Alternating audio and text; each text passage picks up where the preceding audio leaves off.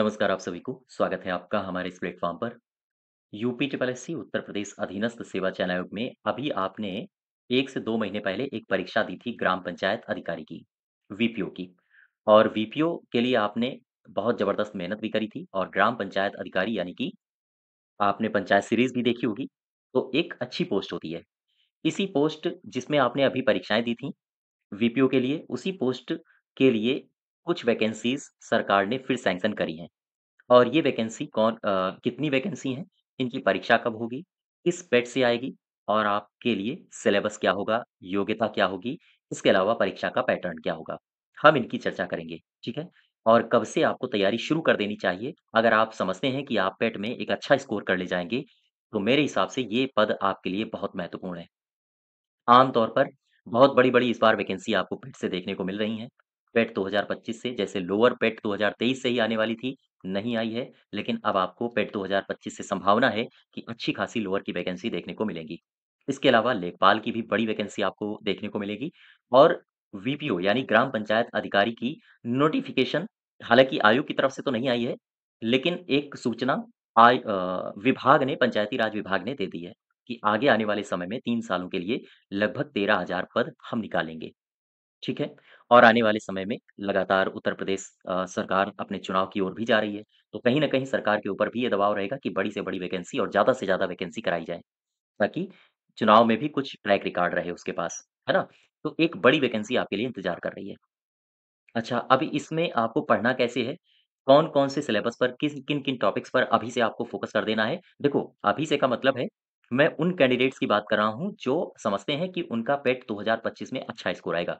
चूँकि ये वैकेंसी अभी नहीं आने वाली है, ये पेट 2025 से आएगी। अब अगर आप लोगों की देखो तैयारी तो अगर आप ठीक-ठाक समय से कर रहे हैं, तो तैयारी तो ठीक होगी।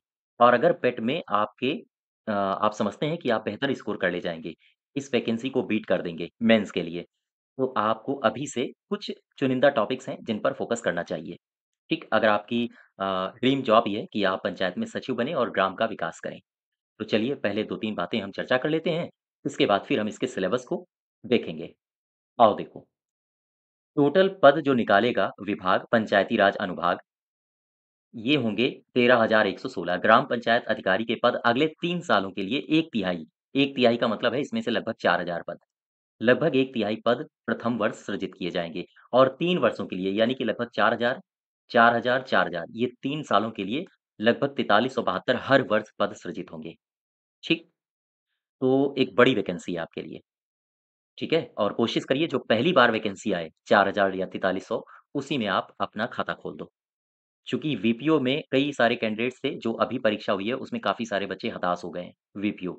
हालाँकि जो आयोग ने सिलेबस दिया था उस आयोग के सीधा उलट तो नहीं मैं कहूँगा, लेकिन आयोग से इधर-उधर घुमा-फिरा के उसने सवाल पूछे थे, सिलेबस के इधर-उधर घुमा के। जैसे उसने 10 क्वेश्चन कहा था कि हम इतिहास से पूछेंगे, पंचायती राज का इतिहास। 10 क्वेश्चन तो उसने पूछे नहीं।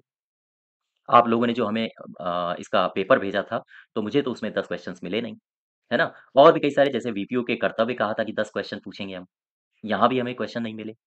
तो वीपीओ के कर्तव्य लेकिन इनकी जगह पर मैंने आपको अपने मॉक टेस्ट में करंट अफेयर्स करवाई थी और जिन बच्चों ने करंट अफेयर्स पर फ़ोकस किया होगा, उन्होंने अच्छा स्कोर गेन किया होगा, है ना? और वीपीओ के चूँकि वीपीओ के कर्तव्य सीमित हैं। गाँव के विकास के लिए वो क्या भूमिका निभा सकता है, उसी आधार पर लेकिन करंट अफेयर्स इसमें पूछी गई थी, तो कुछ इसी प्रकार से आगे आने वाले जो ये वैकेंसी भरी जाएगी आयोग के द्वारा, ऐसा ही सिलेबस रहने वाला है। जो सिलेबस है, मैं अभी आपको सिलेबस भी दिखाऊँगा, ताकि आप किन-किन टॉपिक्स पर कवर कर सकते हो, अभी से फ़ोकस करना शुरू कर सकते हो, ठीक है? तो ये पद हैं, आगे आने वाले हैं और अगर आप सिंसियर हो, सीरियस हो, वीपीओ बनना चाहते हो, तो फिर लग जाइए, आपके लिए एक बेहतर अवसर है। अच्छा वीपीओ के लिए यानी ग्राम पंचायत अधिकारी के लिए जो परीक्षा का पैटर्न होगा, योजना होगी, वो कैसी होगी? आओ इसकी चर्चा कर लें। परीक्षा जो होती है, एक ही पाली में होती है। 100 क्वेश्चन्स पूछे जाते हैं, ये भी ऑब्जेक्टिव टाइप होते हैं, 2 घंटे का समय होता है।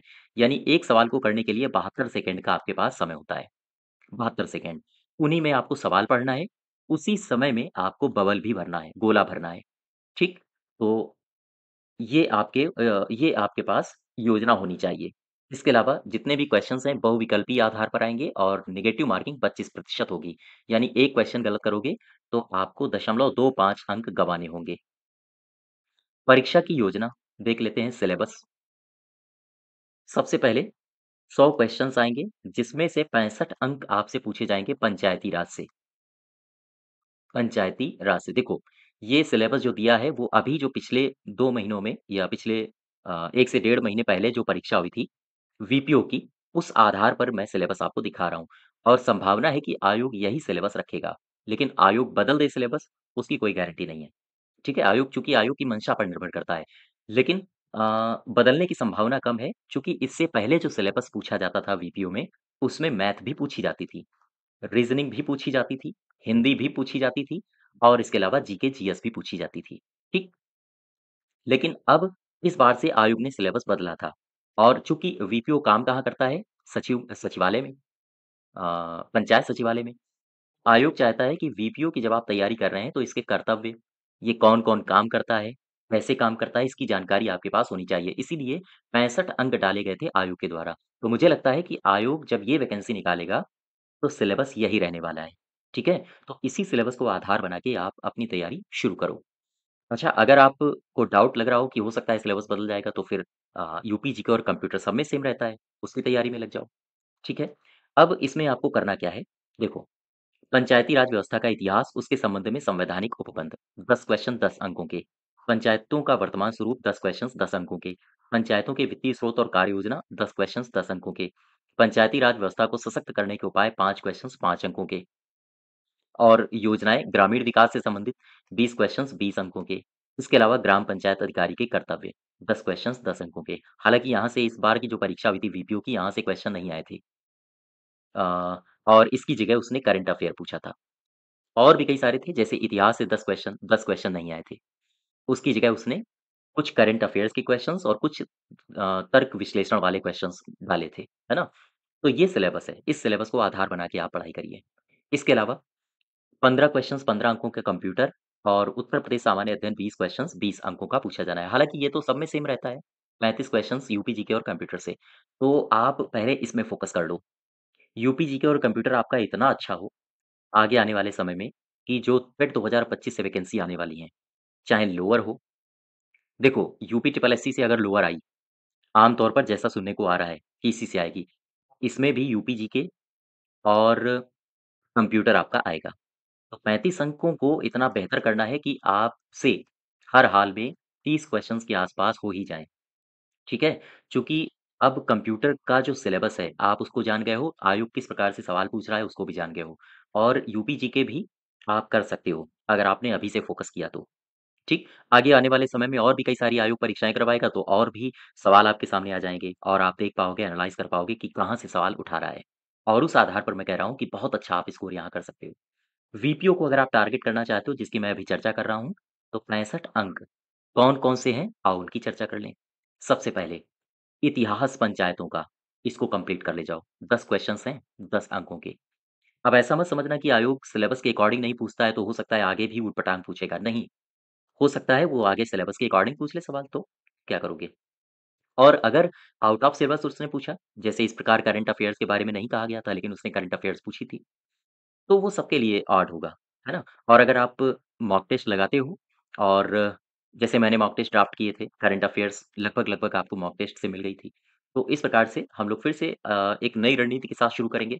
लेकिन पेट 2025 सबसे पहला टारगेट आपका होना चाहिए, पेट में अच्छा स्कोर हो आपका, ठीक? चूँकि अगर पेट में अच्छा स्कोर नहीं होगा, आप ये वैकेंसी नहीं दे पाओगे, आपके लिए बेकार है। तो सबसे पहला टारगेट पेट में बेहतर स्कोर करिए, अच्छा से अच्छा स्कोर। तो जूनियर असिस्टेंट की परीक्षा होने के बाद फिर हम लोग पेट के लिए अपनी क्लासेस शुरू करेंगे और आरओ, एआरओ के लिए भी अपनी क्लासेस शुरू करेंगे, ठीक है? तो सबसे पहले यहाँ पर आओ। पंचायती राज व्यवस्था को सुदृढ़ करने के लिए जो समितियाँ बनाई गई थीं, आपसे वहाँ से भी सवाल पूछा जाएगा। जैसे बलवंत राय मेहता समिति आपने पढ़ी होगी, अशोक मेहता समिति, एल.एम. सिंघवी समिति, पीके थुंगन समिति और भी कई सारे। इसके अलावा पंचायती राज अधिनियम 1947, 1947 और 1961 ये है क्षेत्र पंचायत और जिला पंचायत अधिनियम का। यहाँ से भी 2 सवाल पूछे गए थे और 1947 से तो सवाल पूछे ही गए थे। ये दोनों ही अधिनियम आपके लिए बहुत महत्वपूर्ण हैं। ध्यान रखना, अब अधिनियम 1959 नगर पालिका या फिर जिला समिति का अधिनियम, इन अधिनियम पर फ़ोकस करने की आवश्यकता नहीं है। आपने एक बार पेपर देख लिया है, आयोग कैसे पूछ रहा है। अब उसी के आधार पर आपको स्ट्रैटेजी बना के चलना है। ठीक? आपके पास समय भी बहुत है। इसके अलावा पंचायतों का वर्तमान स्वरूप, यहाँ से भी सवाल पूछे जाएँगे जैसे पंचायती राज व्यवस्था की चुनौतियाँ क्या हैं? उसके समाधान क्या हैं? कौन-कौन काम करता है, कौन नहीं काम करता है, कैसे होता है वहाँ पर काम? इसके अलावा पंचायतों में आरक्षण क्या है? आरक्षण की भूमिका कैसी है? साथ ही साथ पंचायतों में जो अपना उत्तर प्रदेश राज्य निर्वाचन आयोग है, उसकी भूमिका क्या है? पंचायतों के गठन में पंचायतों की समितियाँ क्या काम करती हैं? जैसे कई सारी समितियाँ थी मैंने आपको बताई थी। एनईपी, सीएचडब्ल्यू यानी कि एजुकेशन समिति, इसके अलावा शिक्षा समिति और भी कई सारी समितियाँ जैसे वाटर समिति हो गया। तो ये समितियाँ इन समितियों पर आपको फ़ोकस करना है। इसके अलावा पंचायतों के वित्तीय स्रोत और कार्य योजना। वित्तीय स्रोत कहाँ-कहाँ से पंचायतों के पास पैसा आता है, ये सारे टॉपिक्स लिखे हुए हैं। तो ये वैकेंसी आपका इंतज़ार कर रही है, एक बड़ी वैकेंसी।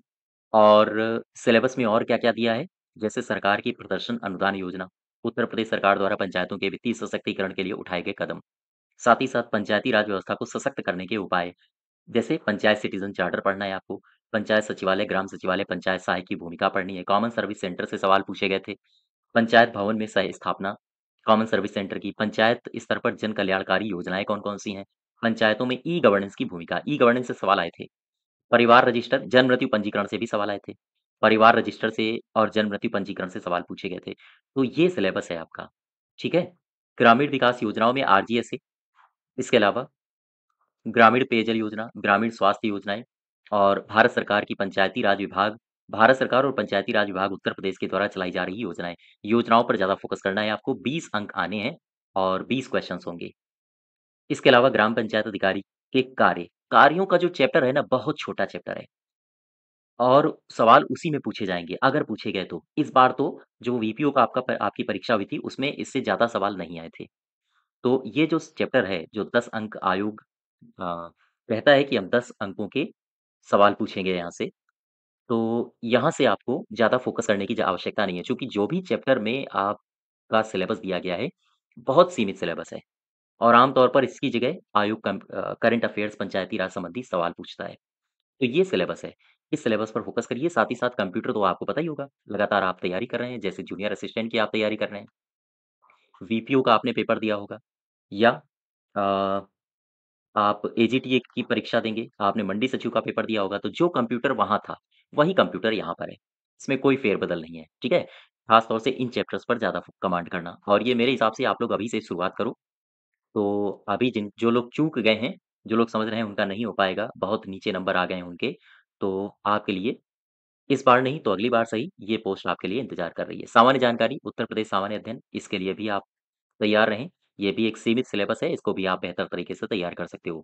चूँकि आपने वीपीओ में, आपने मंडी सचिव में, आपने स्टोर कीपर में, जूनियर असिस्टेंट में, आपने ये यूपी जीके पढ़ा होगा, ठीक है?